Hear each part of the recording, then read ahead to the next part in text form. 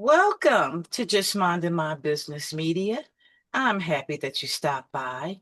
And today I am delighted to bring to you Christian Lefer, who is the founder and CEO of Instant Nonprofit, a company that makes it fast, easy, and affordable to start and grow a 501(c)(3) organization.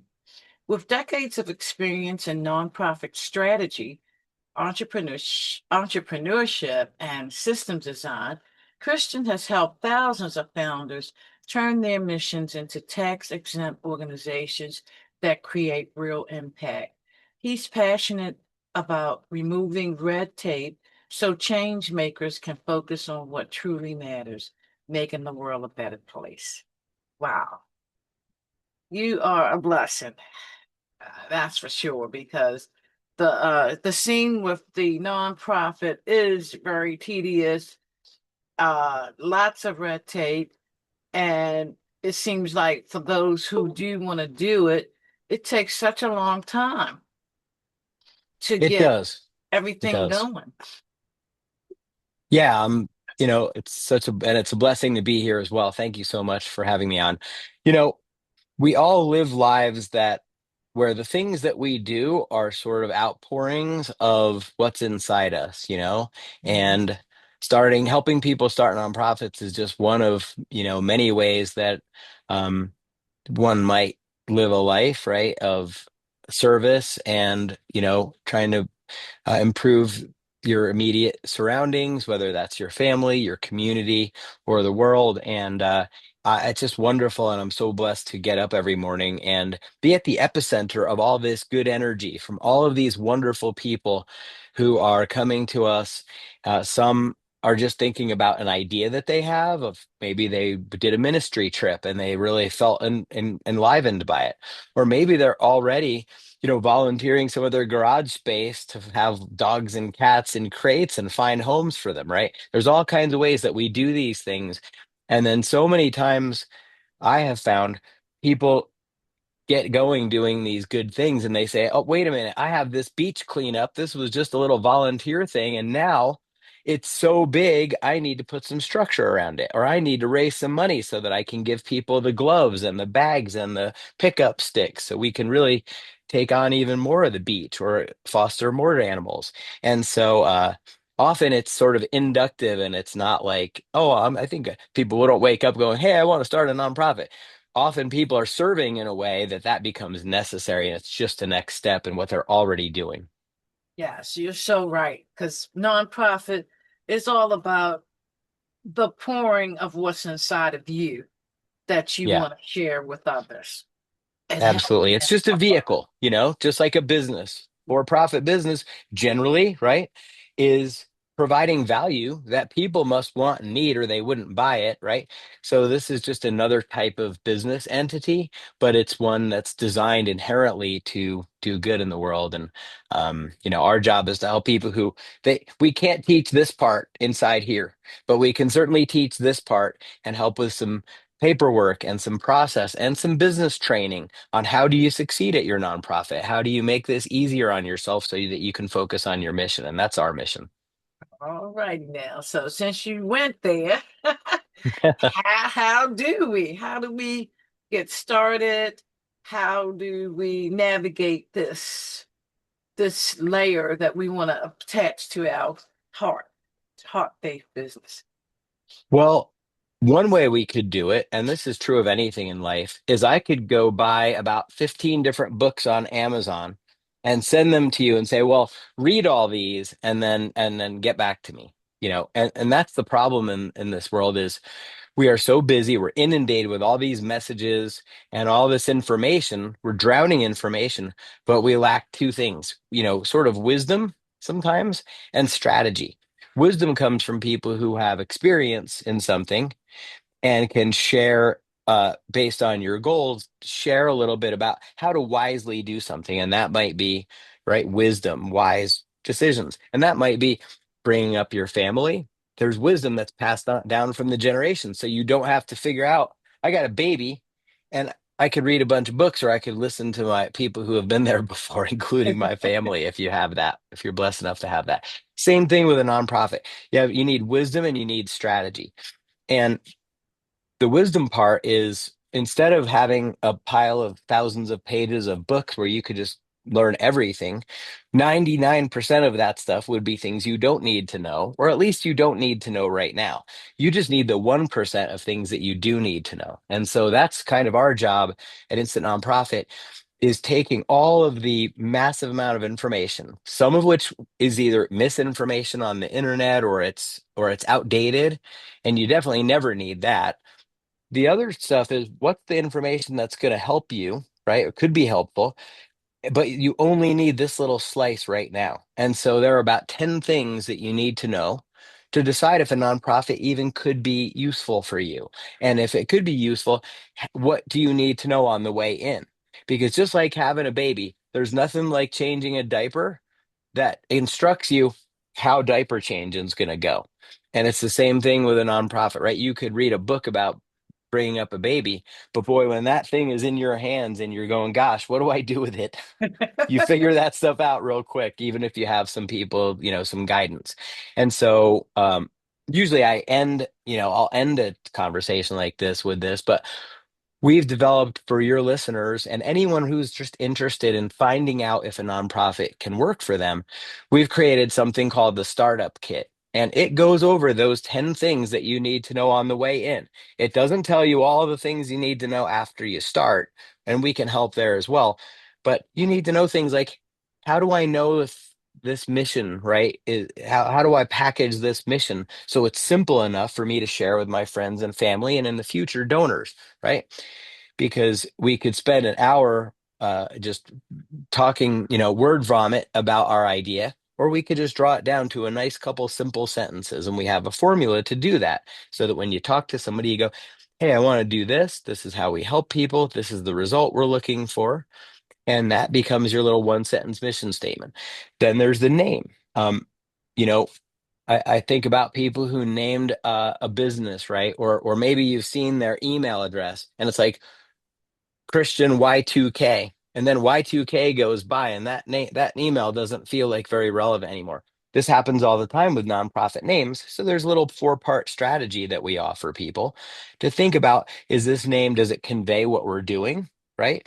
Does it make sense to people? Um, is it going to be outdated or is it something that'll last the test of time? And just like when Chevy tried to sell the Nova in Mexico, guess what Nova means in Spanish? It What? No go. Va means Oh, go. No, imagine you're trying to sell a car in Mexico and you didn't think about that name and you go to sell a car that says no go. You're not going to sell very many of those cars. So there's a little process that we bring people to think of what makes a great name. And then you can focus group that with your friends and family after you've thought through these things. Well, we have 10 of those little easy little strategies that when somebody goes through that startup kit and those lessons and those exercises, they can say, you know what? I feel really good about my idea now, and maybe this is where I could take the next step and explore what are the costs and how does that go to start a nonprofit. And so they can get that at instantnonprofit.com/podcast. And that would just be our gift. We used to charge for it, but that would be our special gift to your listeners to just no pressure. Nobody's going to try to call you or do anything. We just want to help people understand if this is something that could serve. all righty now. Well, I thank you for that, Christian, because Absolutely. I'm definitely pondering some things that I'm working on, uh, which I believe in my heart should be a nonprofit Hmm. because of how Hmm. I feel about it and all of that. So I am so grateful that we met and that we're talking about this right now because I'm sure there's other um, people out there that are scratching their heads. They're Hmm. going through the internet how to start a nonprofit because that's Yep, where we all start. absolutely. And there's lots of that stuff is sort of the information and the considerations that someone has to make when thinking about taking on this endeavor, because just like having a baby, it's a wonderful experience, but it's a commitment. Yes. But what's really exciting to me is the conversation around helping people feel good about stepping over the threshold, right? Because we all have those doubts and fears that come in. Can I handle this? Oh, I looked on the internet and it seems really complicated, right? And then there's this sort of courage threshold. And that's really what we want to help people feel into, right? Just like you can buy lots of different cameras out there to go take, I like to ride dirt bikes out in Utah and out in the West. And I'm an old dog, but I can still get on my bike and get out there and love nature. Well, I could buy any camera out there. But what GoPro did, that's a really good job that they did, is they made me associate mountain biking and dirt biking and all those things with their camera because they have all those mounts. And then you can put that on your helmet and show your family that snowboarding trip from the perspective of going down that mountain or whatever. GoPro attached people's hearts, what they're interested in, to this device that you could go buy 100 different cameras. But for this purpose, GoPro is the way to go. And what it has to do with is attaching people that sense of adventure to this device. It's a little plastic thing, but it's like, what can that enable me to do? It's not about the device. And just like yes, we do paperwork, we do the articles, we do an absolutely done for you process that people spend less than 20 minutes in on average. And for most customers, it's under $1,000, which is, a lawyer charges 5,000 for this. So yeah, I could talk all day long about the great deliverables we give, the love and encouragement that they get from our staff, and the awesome customer experience that people can go look at all our 5-star reviews. But what I really like to talk about is to honor the courage in people that even makes them want to think about doing this. And yes, our solution can help people get across that threshold with a minimum of, brain damage or hassle in their lives. But it's like, what is the end result? I want to focus on the end result that people want out of their nonprofit and the feeling that they're going to get when that beach is all cleaned up, or the feeling they're going to get when they know that those animals aren't going to be euthanized, but that dog's going to provide an elderly person with the companionship that they desire, right? Those are the things we really want to stay focused on. I'd love to hear about your idea. Yes, yes. Well, I run an organization for female entrepreneurs, and I've had it in existence for some time now. And I'm in the process of revamping it in a different way. And in the back of my mind, I've always thought it should be a nonprofit because what I'm bringing to that is opportunities for women to be able to not just support each other in business, but also bring the trials and tribulations that come along with it. Oh yeah. Oh yeah. That is super important. Yes, because I mean we are multi-dimensional. We all have lives while we're trying to do this thing called business. And we definitely are learning as we go, many of us, and to have a supportive t- team of women that's on the same journey that can help ease the ride, so to speak. So that's what I'm I that's love that. I my love goal. that. That's so important. That's just as important as them creating that product, right? Or getting something out to market that brings in the dollars. Like you can't save the world if you can't pay the rent. So you have to make that commerce happen. But it is it can be a very rewarding, but a very lonely endeavor to start a business or a nonprofit, right? So and people like you inspire me. And I just launched our Iconic Impact podcast. And we're going to have people on that podcast who have been through that same journey of starting a nonprofit and all the tribulations they went through. Or maybe they experienced abuse as a child, or they didn't have enough food, or whatever. These things come from their people's experiences most of the time. And so we're starting to have guests on that have been through the fire and almost lost everything. And you know, it sometimes it's hard to relate to billionaires, But when I read the article or when I read the chapter in Elon Musk's the book about Elon Musk, where he was down to their last few $1 million, and if that rocket launch didn't work, they were out of business, and he would have been, just another millionaire. um, the whole team and all these engineers that gave up these great jobs, they gave up very high paying corporate jobs to take this risk and see if they could do something a little different, better than NASA, even better than, all the defense contractors. And they blew up 4 rockets, and that fifth one had to work. And boy, he, Elon was no different than any of us when we put our chips in and we go, I'm going to start that business and it better work out because I got rent coming up. And we can Yes. all relate to those things where it is make or break. And so, whether it's a big person like that, we all want to hear those vulnerable human stories. I don't need to hear how many billions somebody has. I want to know if they put their life on the line for what they believe. Those are the kinds of people I like to follow. And that's why the people that you're helping, the women that you're helping, are an inspiration to everyone in their community. And I know that that's probably what you want to bring out of them with this organization. Yes, absolutely. Absolutely. So, like I said earlier, you are a blessing, and it's so funny how you connect with people, you thinking about things, and then God will bring you somebody that Oh, yeah. connects with what you're thinking about.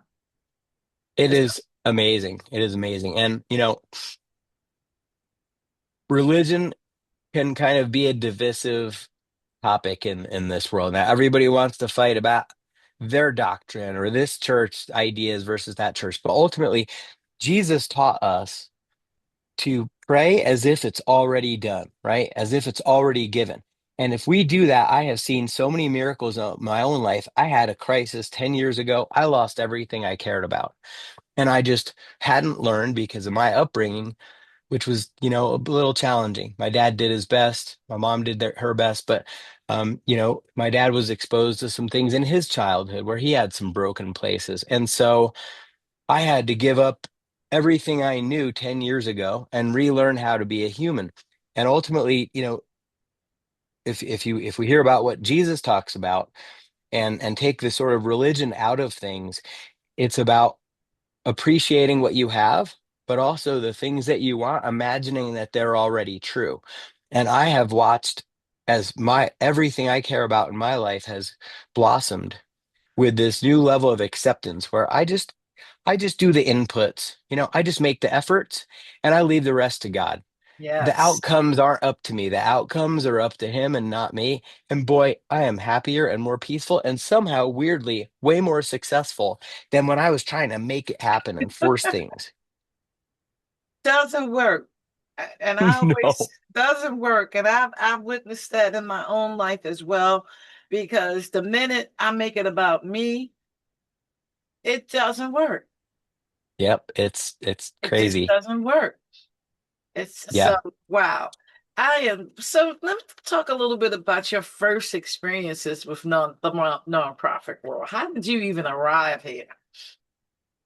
Well, and I think written on everyone's hearts, this is why movies, right, that have this, you know, person that's going through their life and then they run into this problem and next thing they know going through all kinds of things and they come out the other side a transformed person, right? And so when I was a kid, about 8 years old, my mom came back from the doctor with my little sister and she didn't have anything physically obvious wrong with her, but she was developed. It turns out she's developmentally disabled, what they called mentally retarded back in the 1970s. And while she was funny and could, interact with people, she wasn't developing verbal skills at nearly 4. And you know what? She's still one of the best humans I've ever met. She's full of joy. If you play with my sister, throw her the ball or make rabbit ears behind my mom's head, make fun of her new haircut, whatever. She's like real with it, but she is just nonverbal, right? So I grew up around Special Olympics. And my sister would always get second place in track because she would be running around the track. And you know how they put the stands right next to the finish line. she'd see all her fans and run over and high five them, and the other kid would run by. But it just shows the kind of joy and presence that she has. She's right here in the now. And I just thought that that's how life worked. And then fast forward to around 2010, I went to start a nonprofit with some friends for a completely different reason. And I found out how difficult it was. And I remember being really morally outraged, and I didn't even understand why, because we've all been to motor vehicles. It's no surprise the government takes forever. But it was because people like this people that started Special Olympics that want to help others like my sister would have to crawl across broken glass to get an organization started. I just thought that was ridiculous. So I started calling into the IRS. I had my agent's number and I changed the last couple of phone numbers at the end of the phone, at the end of the number, knowing I'd probably get a different desk at the IRS. And I just started, people pick up and I'd be like, hey, I know that you're not working on my file, but can you please help me understand how I can make this process go faster? I want to get this thing done. And I can't imagine why it would take an average of 1 year. That's just crazy. And, these people that work at the IRS, people don't like bureaucrats a lot of times, but they do care about their jobs. And they didn't make this crazy process. The bosses did. So they would actually tell me this is why things get delayed. And this is what I said, what would make your day? What would make you so happy if you saw a file come across and it had all these things? What would that list of things be? And they started talking to me about how it would be organized and a table of contents and how it would be less confusing because people put too much of this info, not enough of this. And I listened to them and I sent in an application and it got approved in about 34 days versus 1 year. I was so shocked. I was so excited that I did it again for someone else and got the same kind of results. And now our approval times at Instant Nonprofit, 5,000 nonprofits later, is 18 days and 50 days, depending on which application you go with, because it's a little more complicated for a larger budget organization. And we track that every week. And it's because we make sure we're going to make that submission one time and that that person on the other side is going to feel like someone actually appreciated their job and the difficulty of their job as an IRS agent. And we call it a love letter to a bureaucrat. And I still call it that internally. And so if we can love others, not just our customers, but anybody that's experiencing a challenge in their job, in their lives or whatever, and live out of that love, what else could we make awesome in this world, so that's kind of the philosophy I live by, and that's the philosophy that this company operates by. And like I said, I don't know, but somehow it's working. Yes, that's because you were anointed to do this. This is your mission. I thank you. I feel yeah, I feel like it's a definitely a divine calling. Yes. So if people want to connect with you, how do they do so? Well, they can go to instantnonprofit.com, and like I said, if you want to just be sort of left alone and learn more, you can just go to instantnonprofit.com/podcast and get that starter kit, 10 lessons, 10 sort of worksheets, and learn all about it. Or you can book a call and actually talk to someone about your idea, because some people want to just kind of say, hey, does this sound like something that I could do? Would this get approved by the IRS, et cetera? So booking a call is another way, and then they can just get more information there. We also are all over socials. My team is making me famous now. I've been doing this for quite a while, but I didn't want to get in front of the camera so much. And now I just said, all right, I have to submit to this. So I've been shooting video and teaching people um, all the different things about how a nonprofit works. What is tax deductibility, right? Why is there an incentive for someone to give to you where they actually get a tax benefit from handing you a $5,000 check? How does that work? I cover all of these different things on all our socials. And so all our socials are basically at Instant Nonprofit, whether it's Insta, Twitter, LinkedIn. And then we want to hear about your idea, whether it's in a comment or just by engaging with us or emailing us, whatever it is. We love to hear about people's ideas because we want to help them understand whether that's something that could take off. And with trillions of dollars, billions and billions of dollars in grants for all kinds of different ideas, many of them don't even get taken. Then there's plenty of room in this world for new innovative nonprofits working on stuff in your community. And so you can come to any of our socials or our website, and we will help you at whatever level you feel, would be advantageous. Oh, that's awesome. Awesome. Awesome. So let me just ask, once you get the nonprofit, let's say to the finish line, Hmm. the imaginary finish line, let's put it that way. Because once all the paperwork is in, Right. then you are now a nonprofit. Yeah. Okay. So now your next thing, I guess, would be to learn how to work with donors, learn how to, Hmm. make your nonprofit get paid. Because I mean, I worked for a nonprofit for 16 years and Oh, we all awesome. got Thank you for that. paid. Hmm. So Imagine that. Imagine that. yeah, so and I kind of watched the stuff that they went through with the grants and the donors. So does your company also help with that next level after it's all said Absolutely. and I'm done? glad you asked that. Thank you. There are basically three legs to that stool. Number one is you got to start the entity. So we do absolutely everything: articles, bylaws. There is not one document that you need to generate. We do it all for you so that you've got exactly what you need. We also help with things like, how do you run a board meeting? Do you want to go out and buy Robert's Rules of Order and figure it out? No. We give you exactly a 9-step agenda, a training video, and we even pre-draft everything so you don't have to, you just fill in the blanks, and lots of other things like that, right? So we get the organization off the ground for you. Number two, the second leg of the stool is you don't want to lose that nonprofit once you start it. And there's just a few things you need to do to maintain that year over year. So in most cases, for about $1 a day, we give you year-round support and training so you can come in and not pay a lawyer or an accountant to ask a question. We have really highly qualified people just show up for office hours. We give you some training on how to do things like set up a website or set up a credit card so you can take donations, et cetera. And then the main thing about that service, which we call autopilot, is we do that annual tax return, and then we keep you in good standing inside your state, which is the two things that will keep it afloat, keep it going once you. So that annual maintenance and training and support is less than $1 a day or about $1 a day, and it's awesome.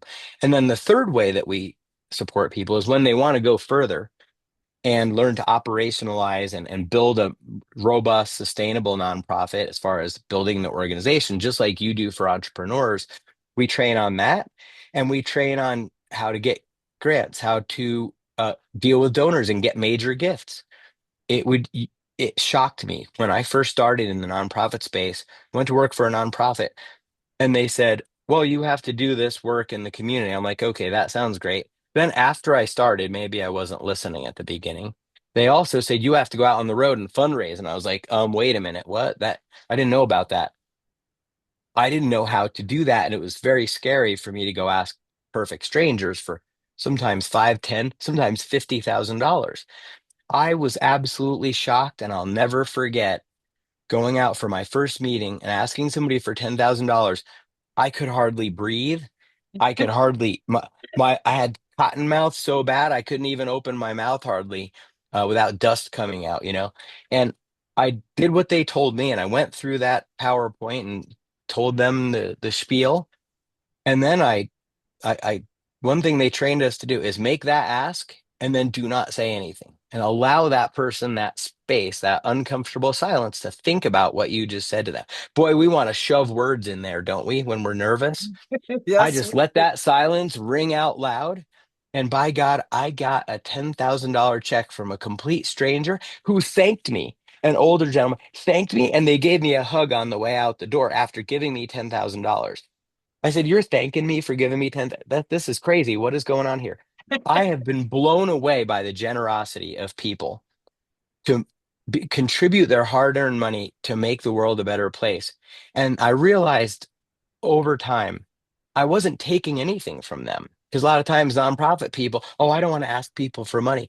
You're actually giving them a bigger life that they can't buy anywhere else, and giving meaning to their lives. They've worked their whole lives to have this money, and now they maybe not can't make it to the soup kitchen, or they can't go brush the horses for your equine therapy, right? For foster kids or whatever, the millions of ways people can serve. What they're doing is they're giving money so that they can take part in something beautiful that is intangible and is irreplaceable. And that's your nonprofit. And once you flip the script in your mind on how that works, boy, asking for money becomes a joy instead of a tribulation. Right. And I think the way you just framed that was absolutely beautiful because it's so true. When you do feel some kind of way when you don't know what your actions really mean. Yep. And then if you do your job after they give that money and you connect them back to the results that you got with it, we serve this many families meals. We save this many kids from wandering around after school and getting into trouble, idle hands, right? And so all of those things, you just feed that back to that donor. And boy, it's a lot easier to get a repeat donation than it is to go get somebody new. And you just install a little pipeline of love, I call it, a little pipeline of results that everybody that gave to you gets a good update on what they did, and then they get invited to do that again. And if they get those good feelings that they were paying for to begin with, right? And that feeling like they're contributing to society, so good likelihood they're going to do it again.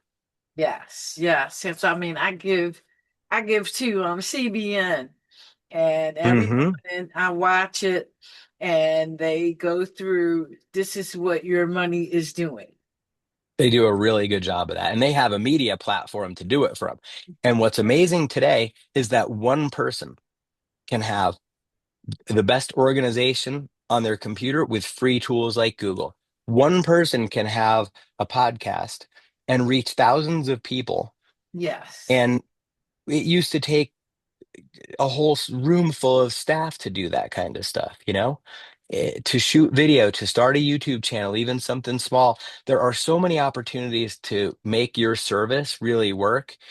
And that's what's most exciting to me is that every person has a greater opportunity to make an impact now yes, than ever. I mean, the barriers are lower than ever, and you're living proof of that. You have this beautiful studio, virtual studio. I don't know, right?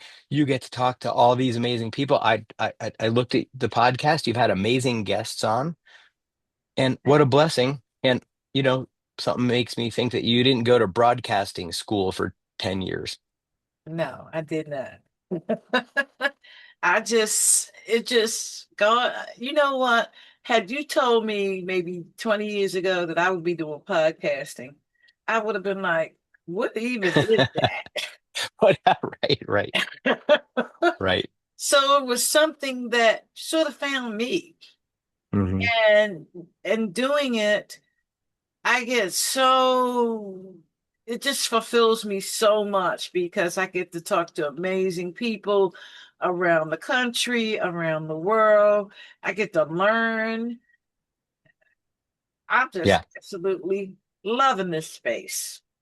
yeah, yeah, yeah. Everything's a bonus to me. Everything is just gravy on top because to even be able to do a small fraction of what I'm able to do every day and enjoy life and people, the whole history of mankind, right? And womankind, humankind has been struggle to even eat, to have shelter, to have transportation, all those things. And now we can decide to do something meaningful Yes. and be able to do it. And what a blessing that is. And so you're a living proof of that. And, we'll see how my new podcast goes, but I'm excited to start Iconic Impact. And again, that's about having conversations much like you're having with these ladies who are starting businesses and really just supporting each other.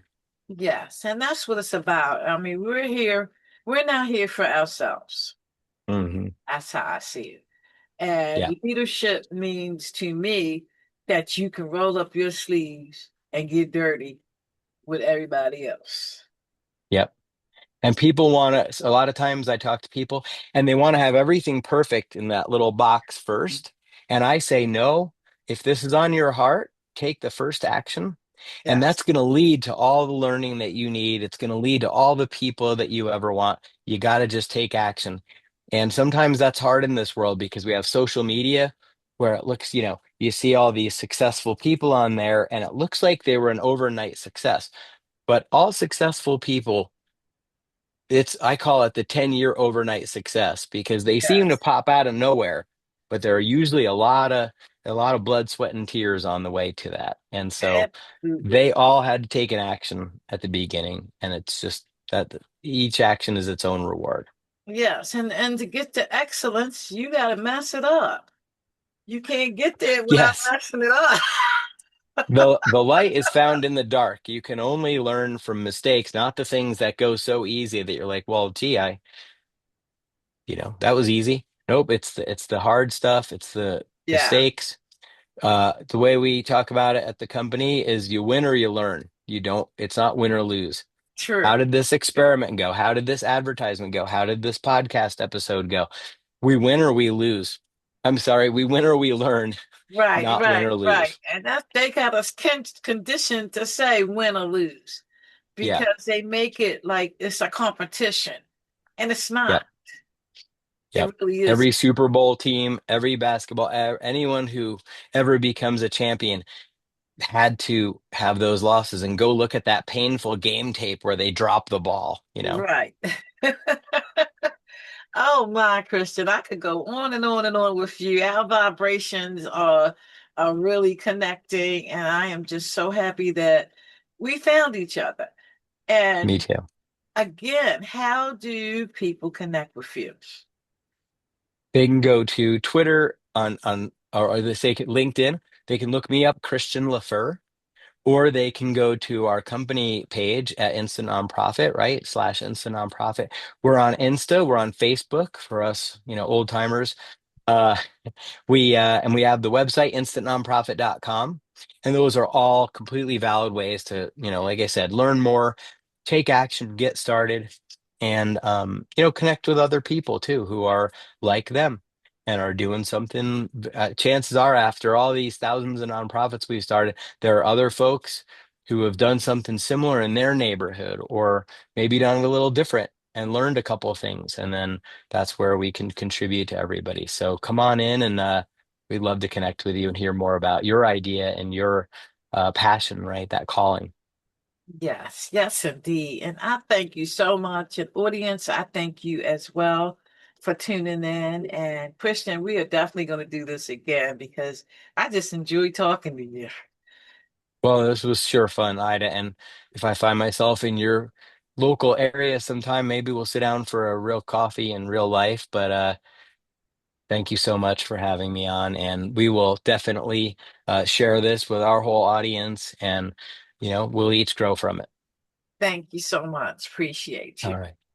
You too. Take care.